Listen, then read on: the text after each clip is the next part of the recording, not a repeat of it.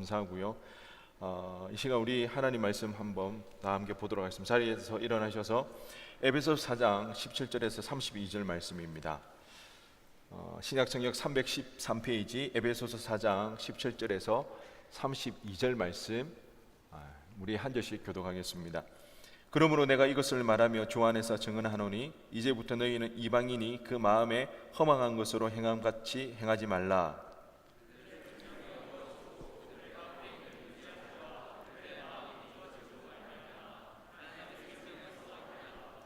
그들이 감각 없는 자가 되어 자신을 방탕에 방임하여 모든 더러운 것을 욕심으로 행하되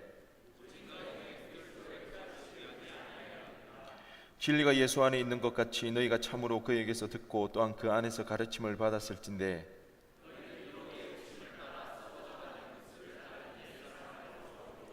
오직 너희의 심령이 새롭게 되어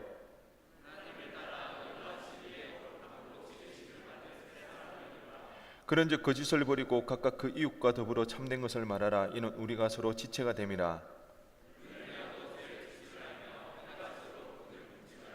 마귀에게 틈을 주지 말라.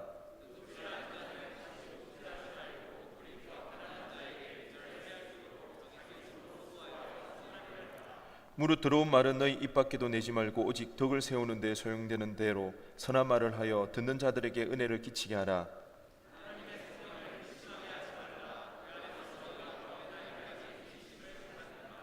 너희는 모든 악독과 노함과 분냄과 떠드는 것과 비방하는 것을 모든 악의와 함께 버리고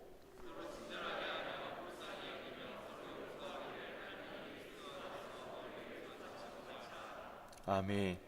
자리에 앉으시기 바랍니다. 오늘 본문의 말씀을 가지고 새 사람을 입으라 라는 제목으로 은혜 나누기를 원합니다.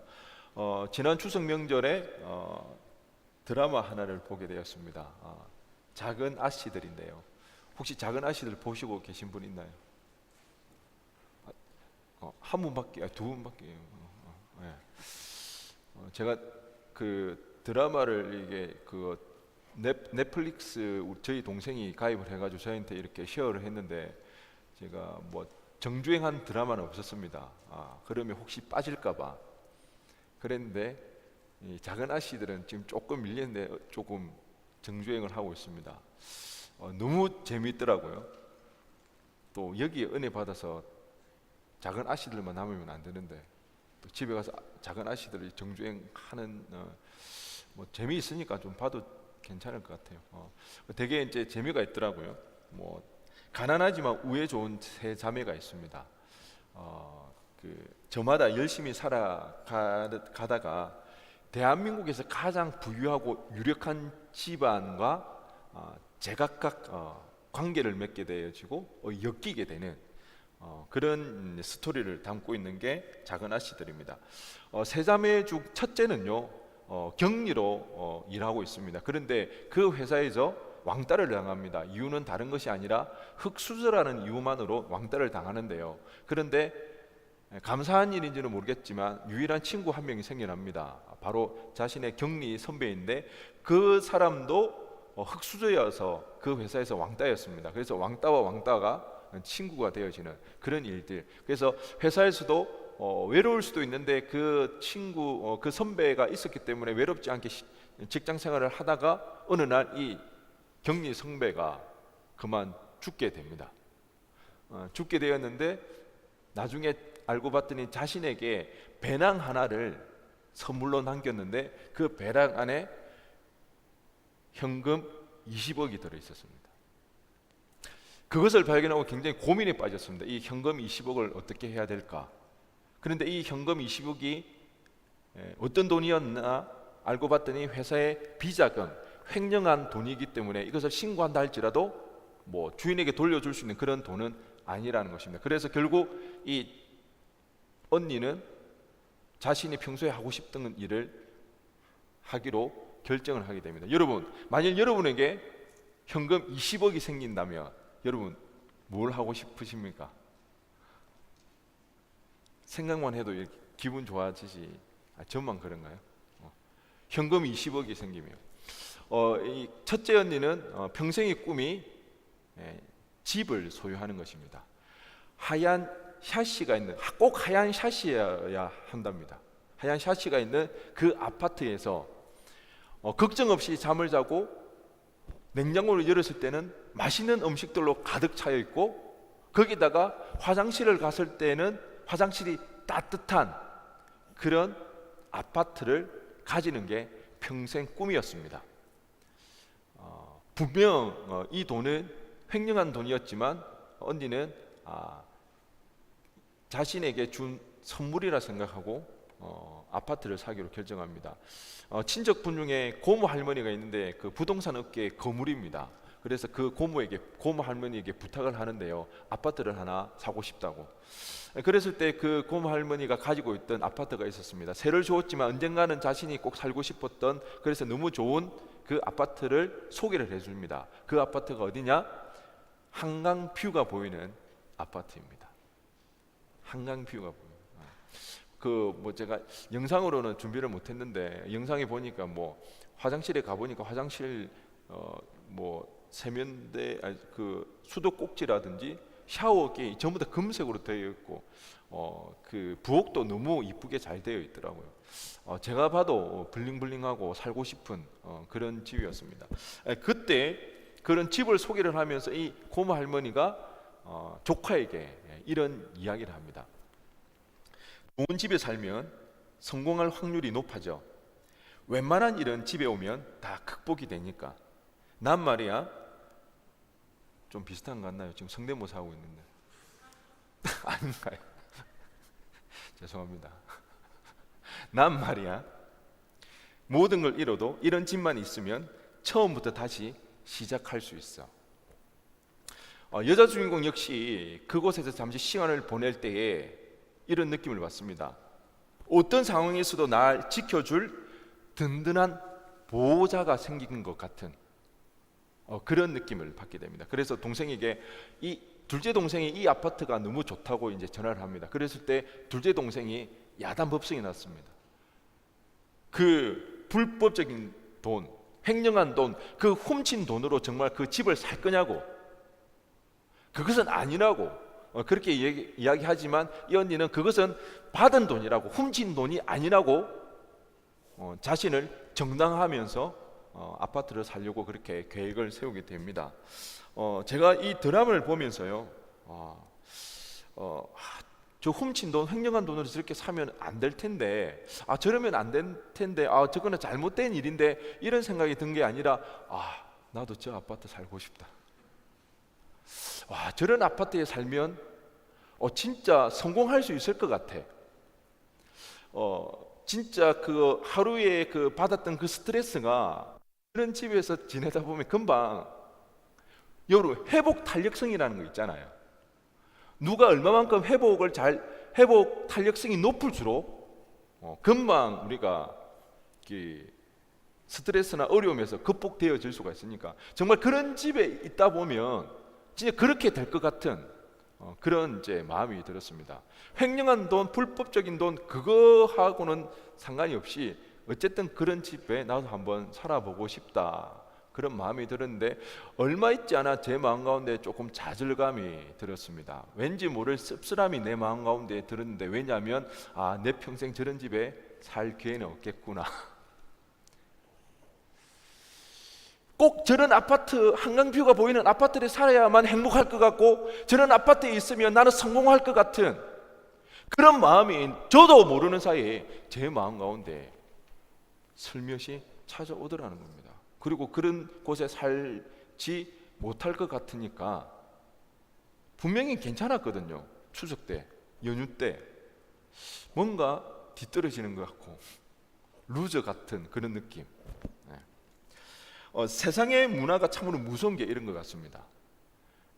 부지불식간에 자신이 의식하지 못하는 사이에 이미 그 문화에 전념되어 버리고, 그런 가치관을 공유하게 되고, 그 가치관을 따라서 살아가지 못할 때에 패배감을 가지게 되는 것, 그것이 문화의 힘인 것 같습니다. 그런데 오늘날 우리 한국 사회는 어떤가요?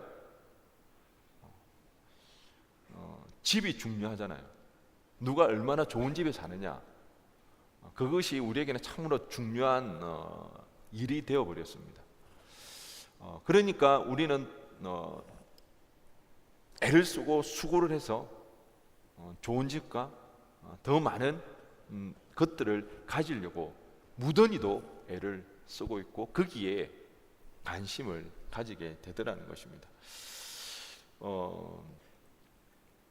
오늘 본문에서 사도 바울은요, 이방인 그리스도인으로 아직 신앙이 어린 에베소 교인들에게 어떻게 살아야 되는지에 대해서 말해주고 있습니다.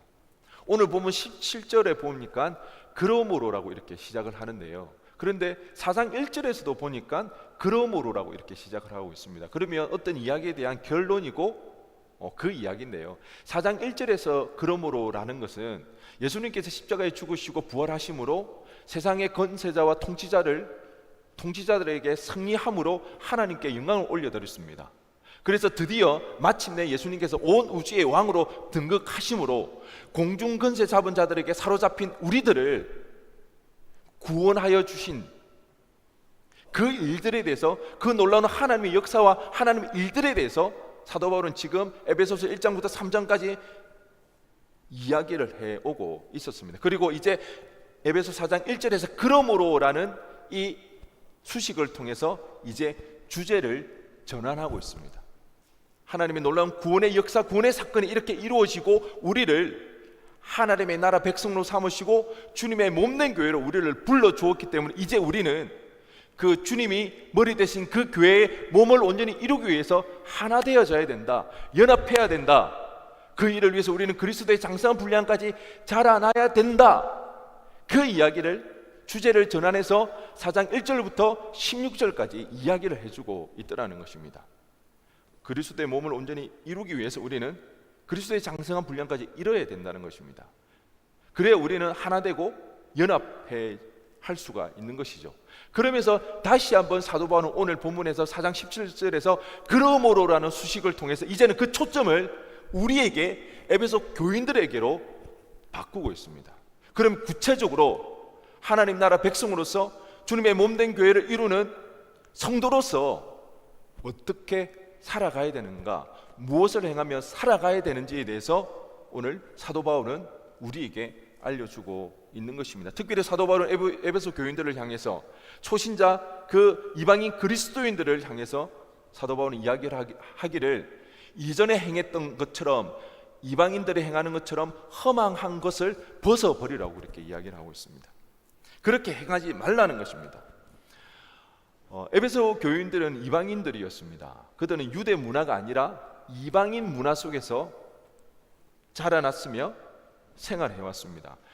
그들 생각의 저변에는 언제나 로마와 그리스의 신화들이 깔려 있습니다. 특별히 그들이 잘 알고 있던 그 신화, 제우스와 헤라가 있는 그 신화.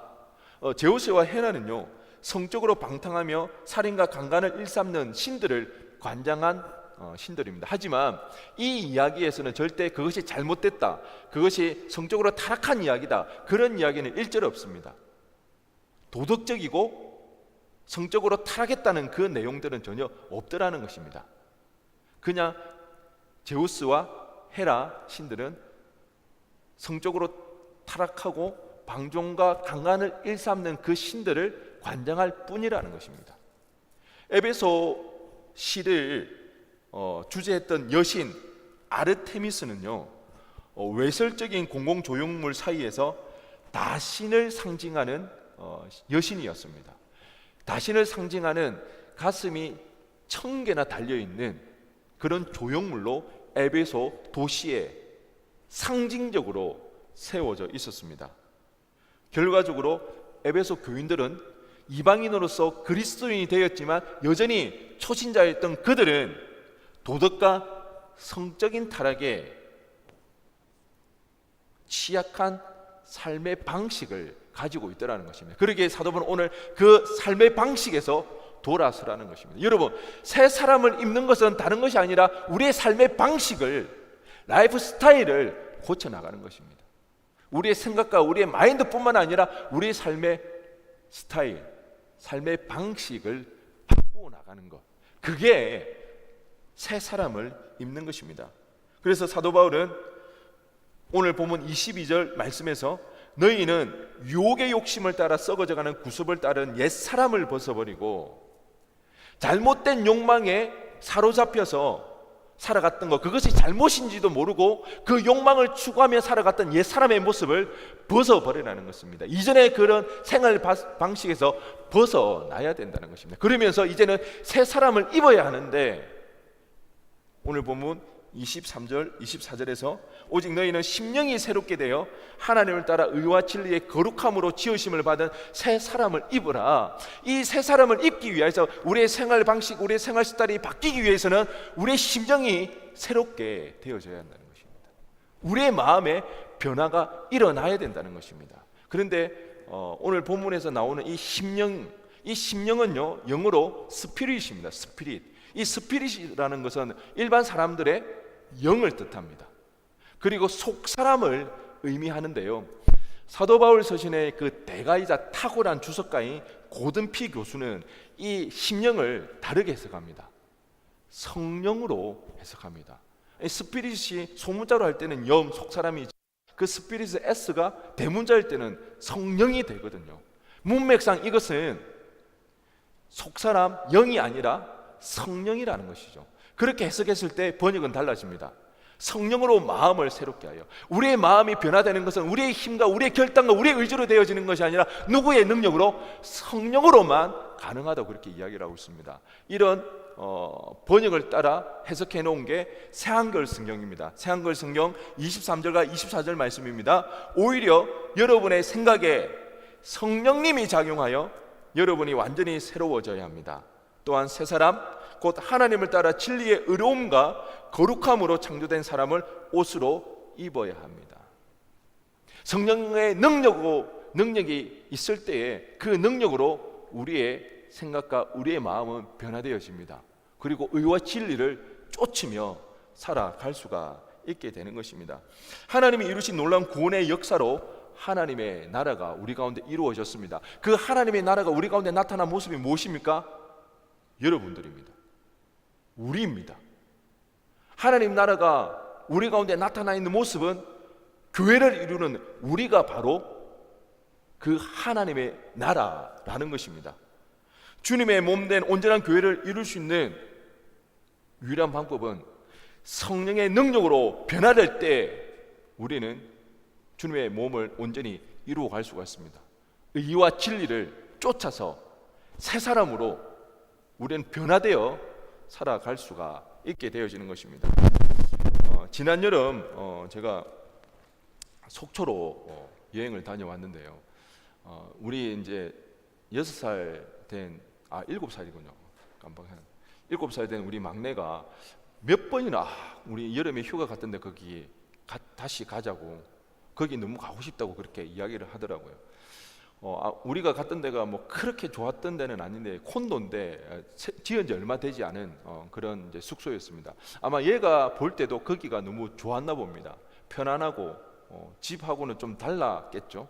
여러분, 어린 아이들도 편안하고 좋은 건 알더라는 겁니다. 그거 모르는 사람 없더라는 것입니다. 그런데 우리가 이 편안함과 이 좋은 것을 쫓아가다 보면 때로는 하나님을 놓치기 쉽다는 것입니다. 하나님이 아닌 세속적인 그 가치관만을 우리는 따를 수가 있게 되어지는 것입니다.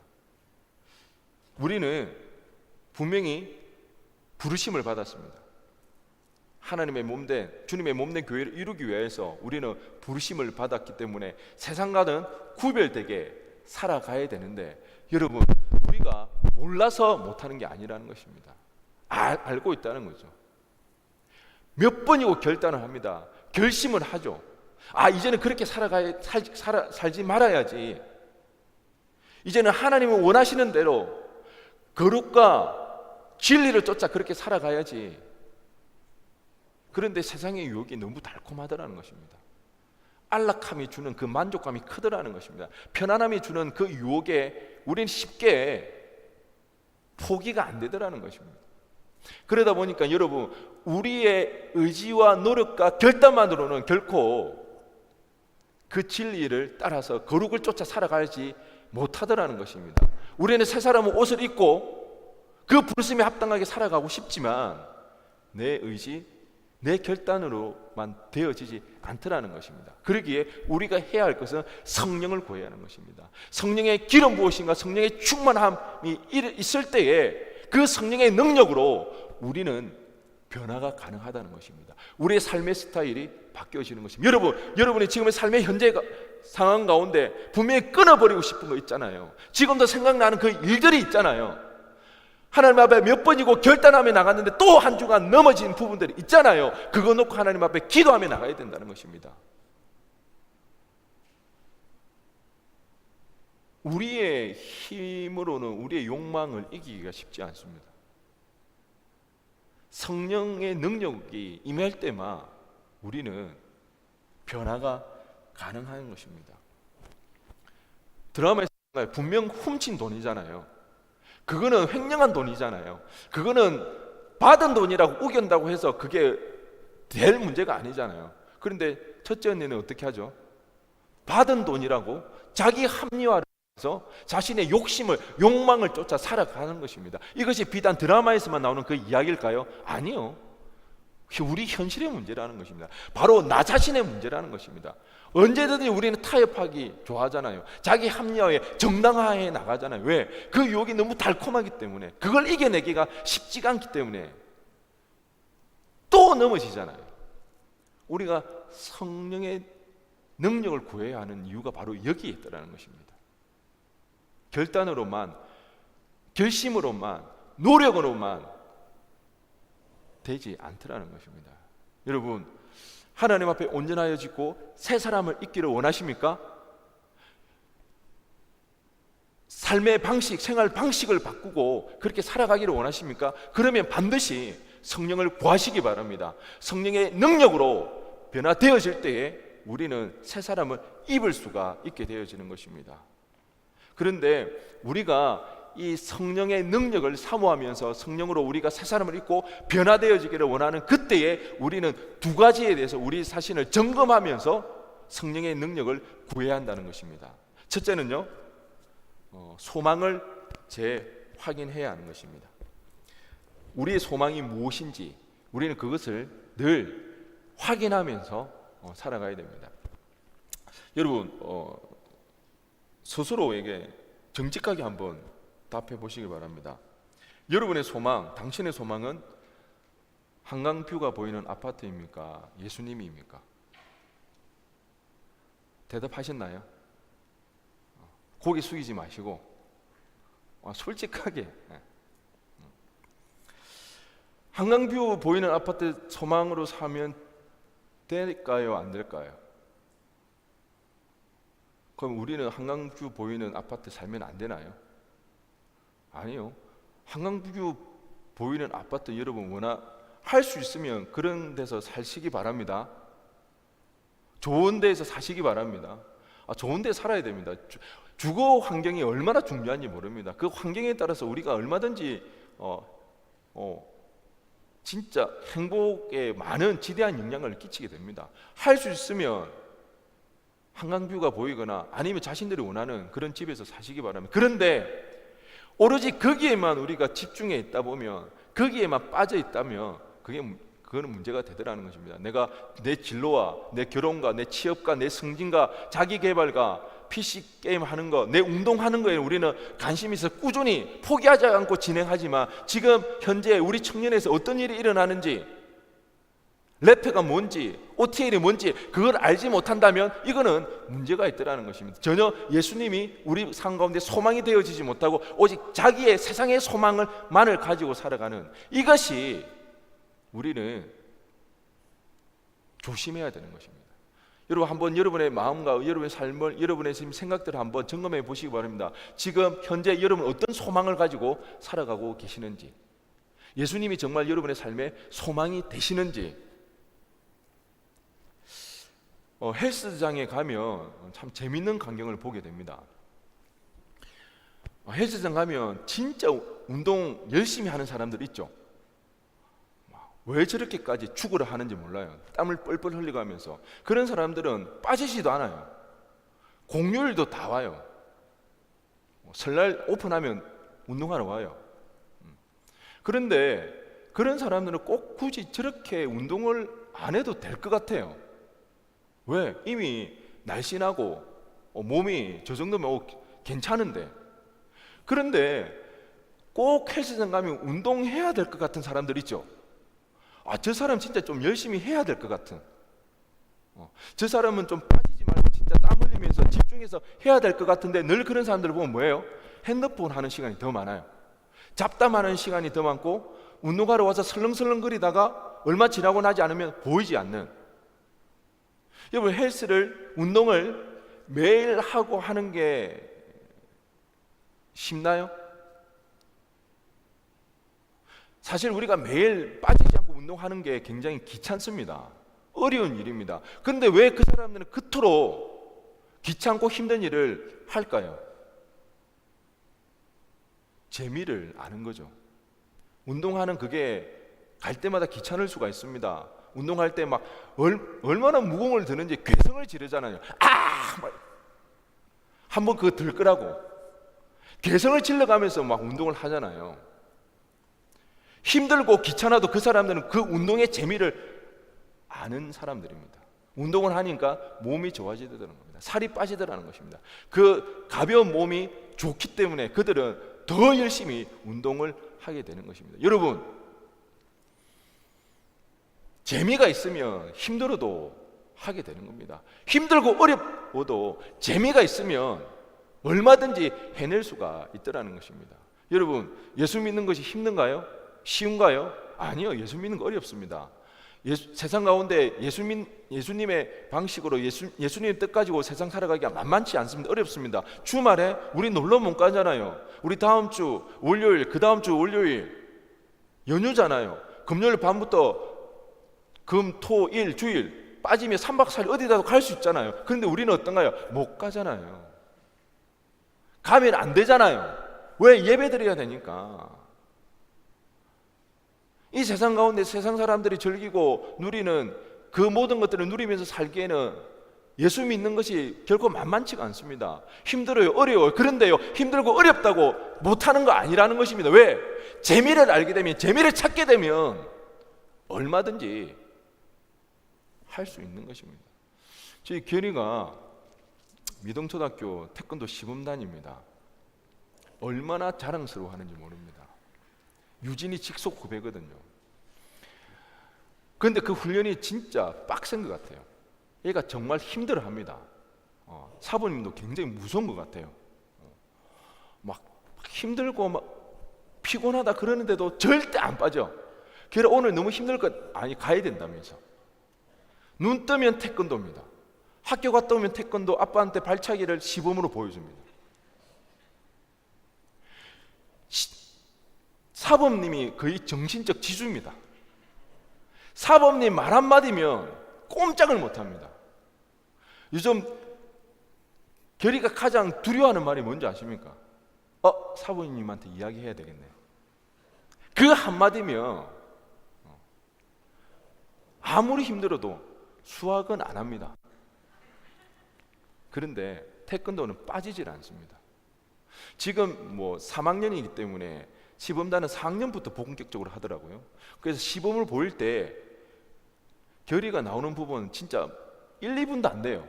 어디 나가서 강화문에서 그때 그거 시범단 발표를 했는데 유튜브로 그걸 송출을 해줬어요. 언제 나오나 한참을 찾는데도 잘 안 나와요. 마지막 끄트머리에 한 1분 잠깐 나와요.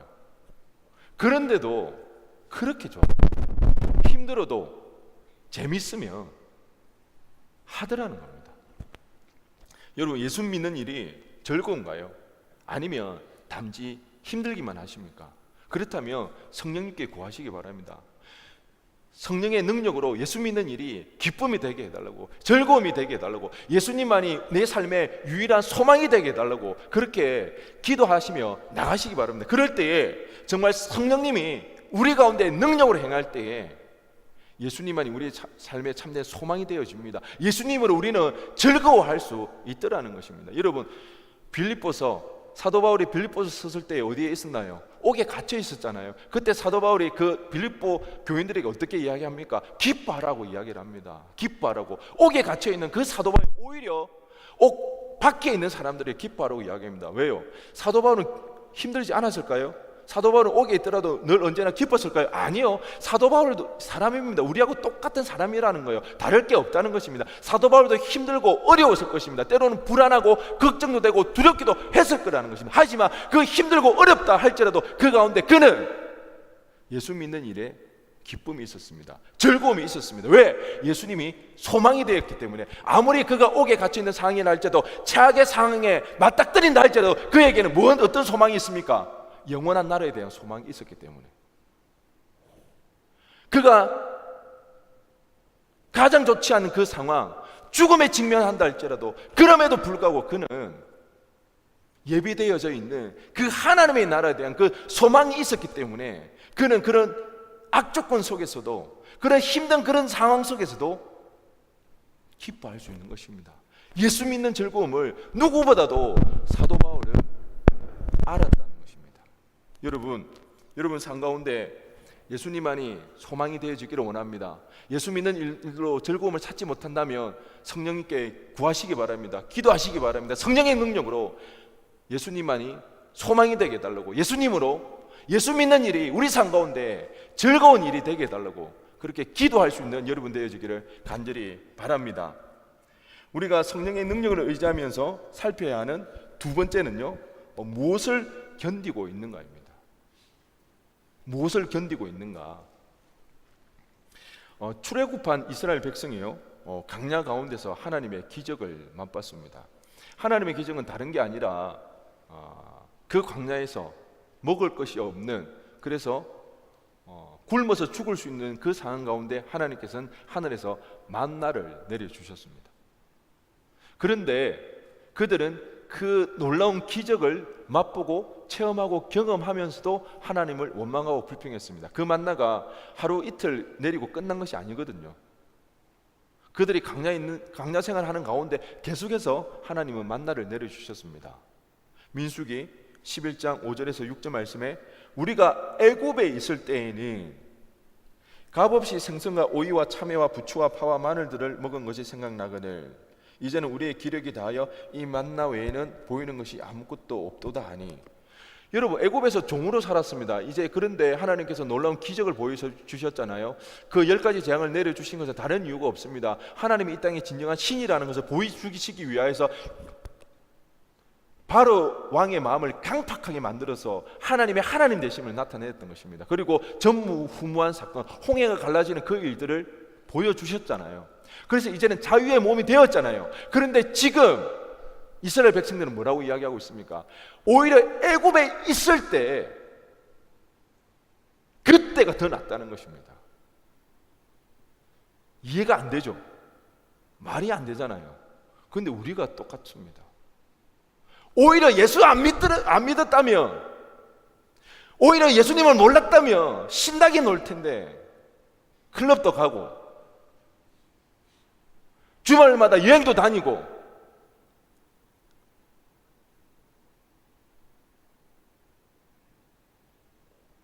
혼전순결 고민할 필요 없이 그렇게 편안하게 자유롭게 살 수 있는데 예수님 때문에 우리는 그 놀라운 구원을 받았고 영원한 나라에 대한 약속을 받았는데 우리는 늘 이 이스라엘 백성들처럼 차라리 예수님을 몰랐다면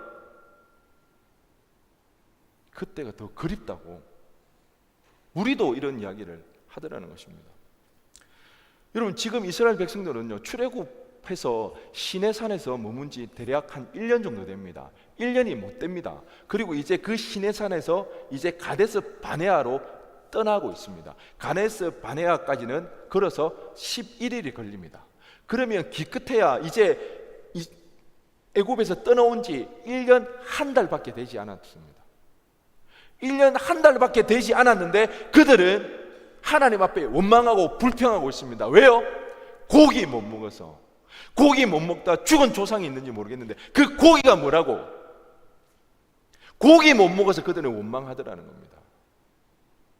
하나님께서 노하셔서 메추라기를 내려주셔서 메추라기의 그 고기가 그 입 속에 아직 끼어 있을 때 하나님의 징벌을 받게 됩니다. 심판을 받게 됩니다.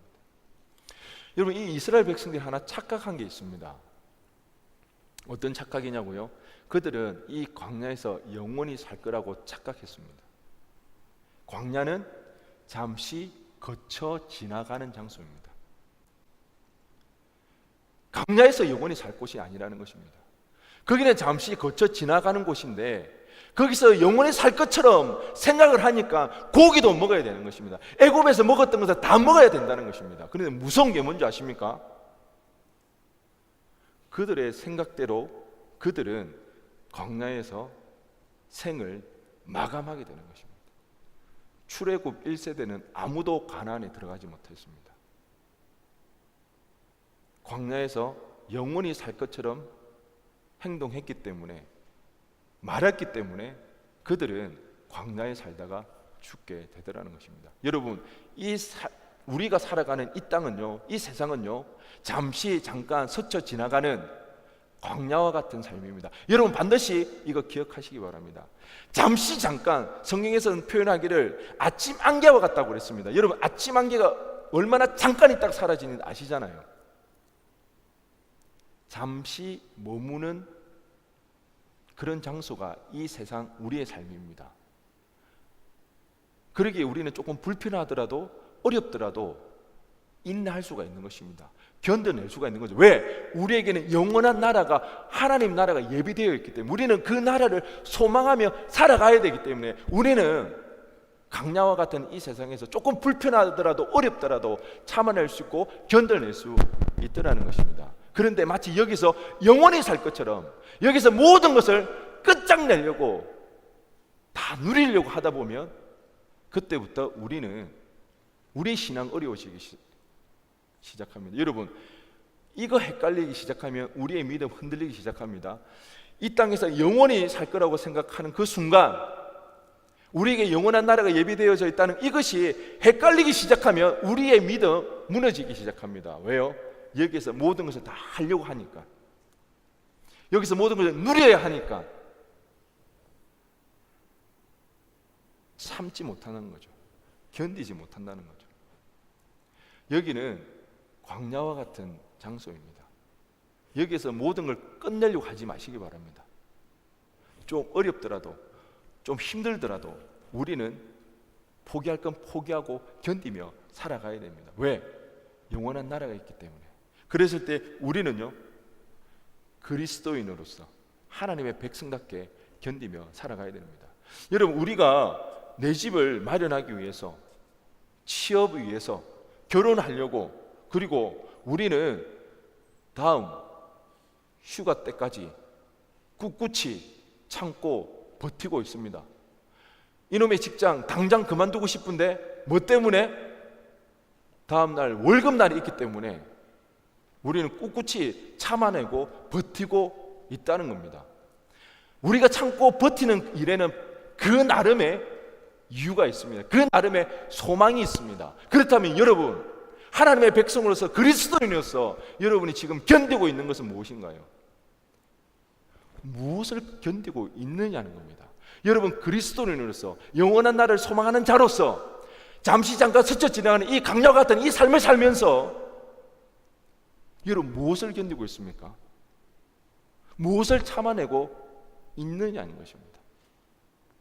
단지 여러분의 꿈을 위해서만, 여러분의 그 목적을 위해서만, 여러분의 그 욕심을 위해서만 견디고 있으신가요? 아니면 그리스도인으로서 참아내고 견뎌내고 있는 것은 무엇인가 우리는 살펴봐야 되는 것입니다. 오늘 보면 25절에서 32절에 보면 사도 바울은 이런 이야기를 합니다. 화를 내지만 죄를 짓지 말라. 화를 낼 수가 있다는 거죠. 그렇지만 그 화로 인해서 죄를 지으면 안 된다는 것입니다. 그 거짓을 행하지 말라는 것입니다. 도둑질, 더러운 말, 온갖 앙심을 갖지 않기 위해서 우리는 견뎌야 하는 것입니다.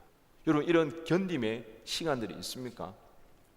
미가서 6장 8절 말씀에 사람아 주께서 선한 것이 무엇임을 내게 보이셨나니 여호와께서 내게 구하시는 것은 오직 정의를 행하며 인자를 사랑하며 겸손하게 내 하나님과 함께 행하는 것이 아니냐.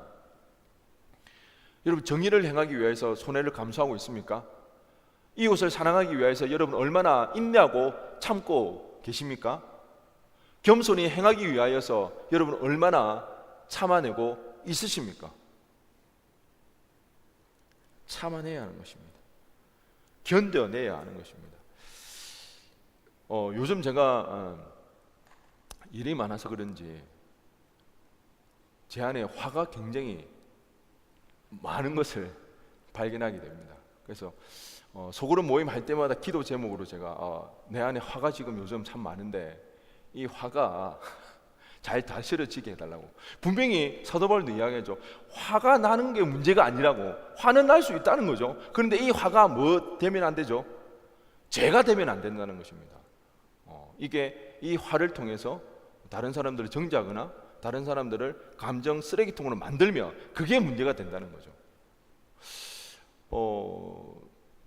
그런 이제 부분들이 있었는데 제가 그 지난밤에 잠을 이제 자려고 누웠습니다. 제가 잠을 잘 때 항상 예수님 생각을 많이 합니다.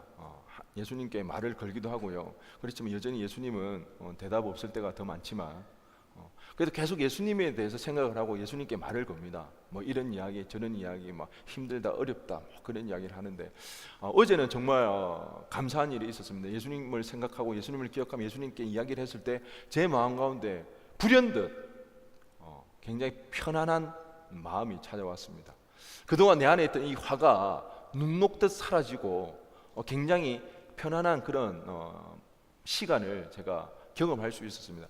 어제 그렇지 않아도 제가 오늘 굉장히 좀 사역들이 분주했는데 어제 토요일 역시도 어제 더 좀 바빴습니다. 오히려 조금 이렇게 미리 체력도 비축하고 시간을 확보해야 되는데 그러지는 못했거든요. 어제 뭐 회의는 회의대로 더 길어졌습니다. 준비할 것들이 많아가지고 랩회다 뭐 MC다 준비하다 보니까 회의가 평소보다 더 길어지고 그러니까 제가 충분히 쉬지 못하고 막 그러니까 더 이제 마음의 분주함과 그런 스트레스가 있었는데 오히려 제 마음에 주님을 생각하다 보니까 마음의 평안을 안정을 누리는 그런 생각들 불현듯 막 제 마음 가운데 그런 거 있잖아요. 마치 내일 휴가를 갈 것 같은 그런 마음 부담감으로 가득 찼던 그런 마음이었는데 순식간에 그 마음들이 변하더라는 것입니다.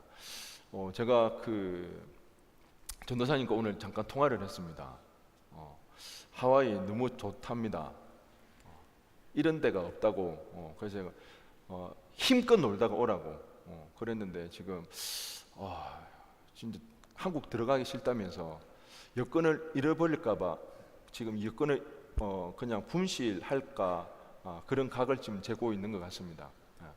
그 정도로 이제 하와이가 좋고 막 그런데 마치 그런 것처럼 휴가를 앞둔 그 전날 정말 내가 평소에 가고 싶은데 그런 장소를 떠나기 전날 밤에 가졌던 그런 마음들 그런 편안한 마음들이 제 마음 가운데 들더라는 것입니다. 여러분 우리가 성령의 능력을 의지하면서 예수님을 우리 삶의 소망을 두고 살아가고자 견디고 참아낼 때에 성령님이 가만히 계시지 않더라는 겁니다. 힘을 주신다는 것입니다. 이겨낼 지혜를 주신다는 것입니다. 때로는 우리 마음 가운데 지극한 평안으로 함께 하시더라는 것입니다. 여러분 한번 해보시기 바랍니다. 힘들고 어려울 때에 그럼에도 불구하고 그리스도인으로서 내가 참아내며 견디며 살아가고자 할 때에 성령님께 도움을 구해보시기 바랍니다. 주님을 부르짖고 찾아보시기 바랍니다. 그 주님께서 반드시 우리를 도와주신다는 것입니다. 여러분 주님은 주님의 몸된 교회로 우리를 불러주셨습니다. 그래서 이 땅 가운데 하나님 나라를 이루어 가려고 할 때 우리가 그 부르심에 합당한 자로 살아내기 위해서는 성령의 능력이 절실합니다. 성령의 충만함으로 성령의 도우심이 있을 때에 우리는 예수님만이 우리 삶의 소망이 되어집니다. 예수 믿는 일이 비록 힘들지라도 예수 믿는 일 때문에 즐거워할 수가 있다는 것입니다. 그리고 그 성령의 능력에 의지할 때에 우리가 견디고 참아내는 그 모든 일들 가운데 주님의 도우심으로 우리는 이 부르심에 합당한 자로 살아갈 수 있게 된다는 것입니다. 오늘 이 시간 저와 여러분들 성령의 능력으로 말미암아 예수님을 소망 삼는, 그래서 예수 믿는 일이 즐거워지고 참아내고 견디는 그 일로 인하여서 온전한 그리스도인이 되어지는 그 은혜가 우리 가운데 있어지기를 주님의 이름으로 간절히 축원드립니다. 우리 다 함께 일어나셔서